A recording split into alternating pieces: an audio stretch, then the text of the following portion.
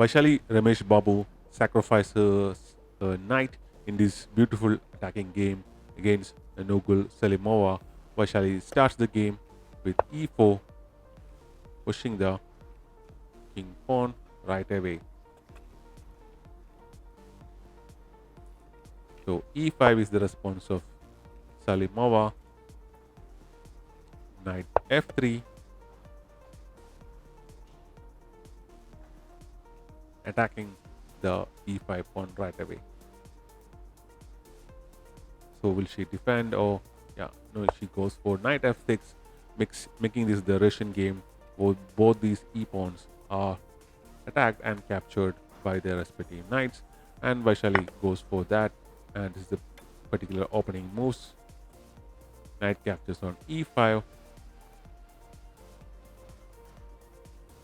So d6 is now pushed, hitting the knight and also allowing the light square bishop to develop. So knight retrieves to f3, allowing black to capture the pawn back.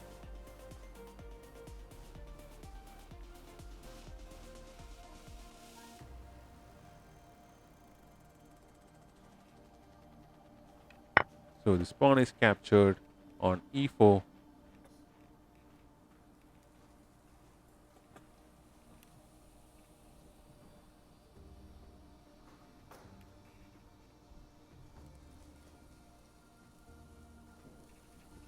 Knight c3, making this the Nimzovit attack basically, and this knight on e4 is now attacked. So the knight can either go back to f6 or can capture, creating these double pawns, and she goes for the capture, and Vaishali just captures back with her d pawn. And now this she got this double pawns quite early in the game. Let's see how this plays out in the game.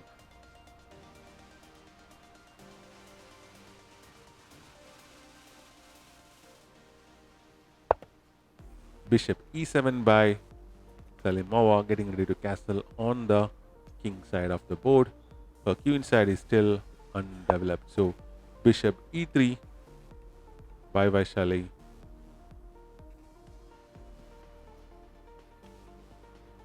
And Salimova castles right now.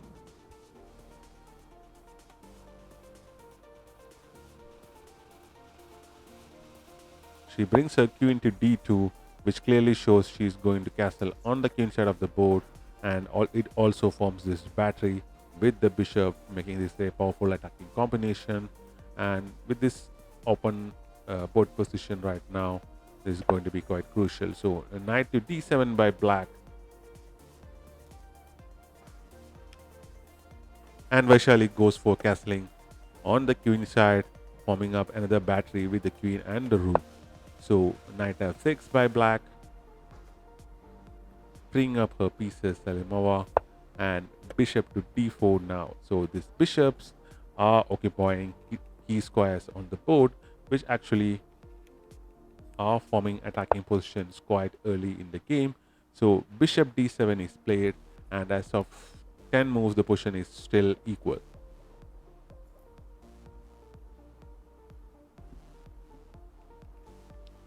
Even though it's an equal position, these white pieces do command a lot of space here. The bishop is already looking at the g7 pawn.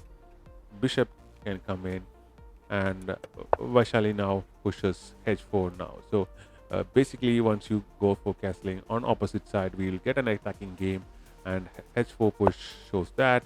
Rook to e8 by black now, looking to occupy the e file. So knight goes into g5, attacking the weak f7 pawn.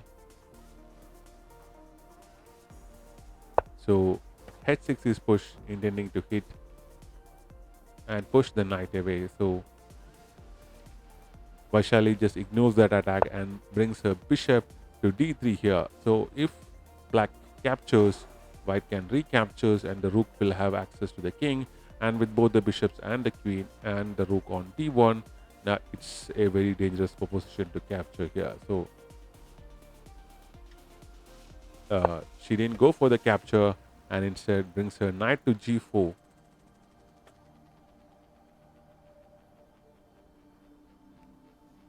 Oh, Vaishali goes for the sacrifice here. This is the sacrificial move. She captures the f7 pawn with her knight, and king got to capture back. So bishop goes to c4 with a check here. The king cannot go back to g8, can only go back to f8 because of the bishop. Blocking with the bishop means capture and bringing the king into the center of the board. And as you can see, this king here do not have anywhere else to go, and queen to d3 is needed to occupy the h7 square. And once the square, if queen manages to get here, it will be a checkmate here. So it's a big uh, move with a threat. She brings her bishop to g5 with a check. If you capture, queen will recapture with a check. So Vaishali didn't go for the capture and brings her king to b1. If you capture, you're allowing black to create a counter play here, and that's why that piece was offered. So queen will come in and black's pieces will be freed up. So here knight e5, which is a big mistake, which uh, changes the game in the favor of Vaishali. She could have just played bishop retrieving and attacking, and this dark square bishop and getting rid of one of those bishops.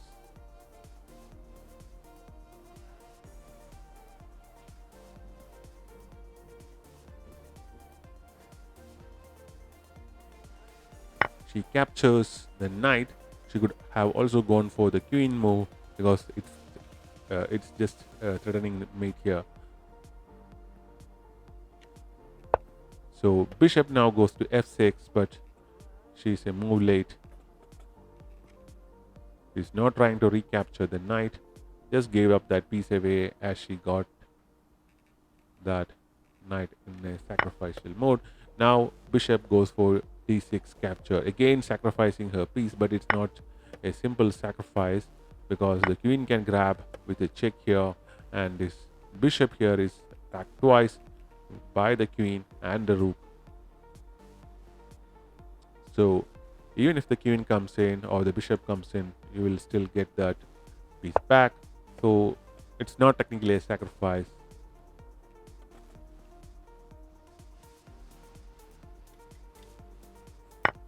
So that bishop is captured by the queen. Will black go for that queen exchange, which will bring the rook into the 7th rank?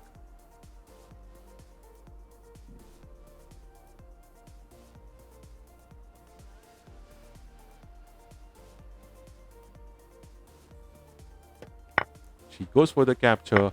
Vaishali brings her rook into the 7th rank, and with the bishop here, she's already threatening check here and discovered attacking combinations.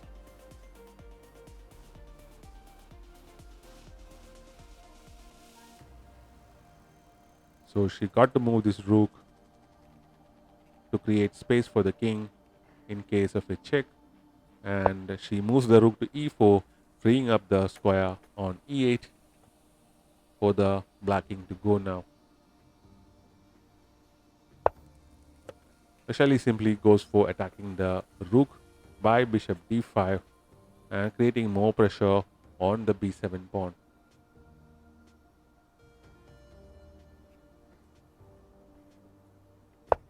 She brings the rook to e2, looking for some kind of counter play.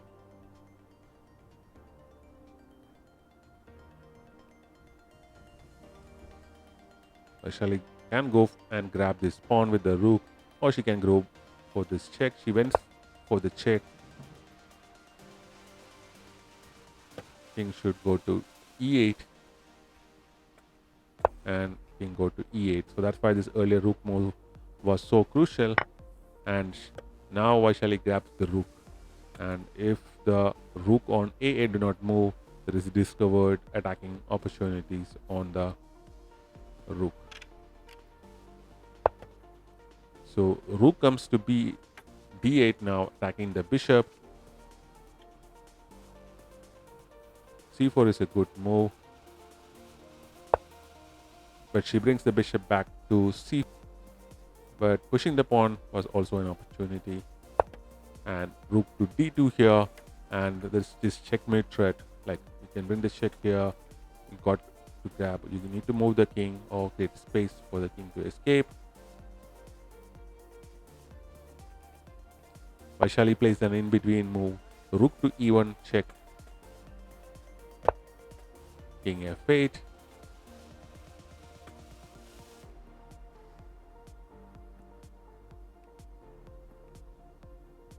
Again, the rook can come in and place the check. This time, e8 square won't be available.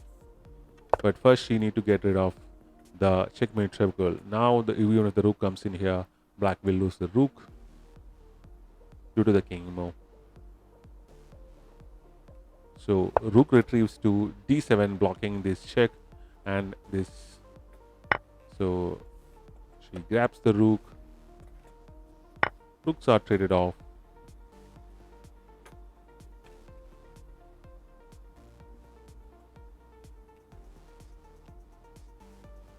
Look at the number of pawns that black have. Black only have 3 pawns, and Vaishali have 7 pawns on the board. She pushes g3 now, forming the pawn structure on the queen side of the board.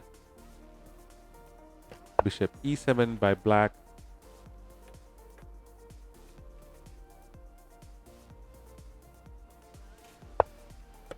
Goes for h5, not allowing the pawns to be pushed. So bishop goes to c5, attacking the f2 pawn, which is the weak link on that pawn chain. With 4 pawn up, this is simply winning for Vaishali now. So she brings the rook to e5, and the idea is that if you capture, the rook will go around the check and the bishop will be gone. So you cannot capture the f2 pawn right now. And attack on the bishop. So bishop to b6. Vaishali pushes a4.